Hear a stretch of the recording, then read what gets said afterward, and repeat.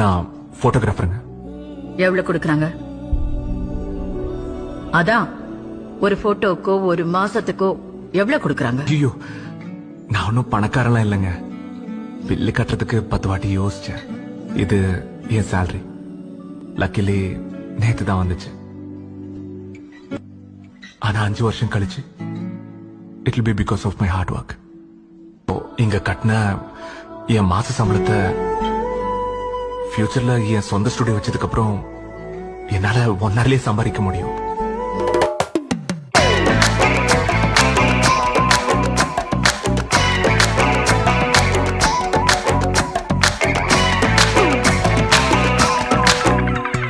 திட்டா திட்டா திட்டா திட்டா திட்டா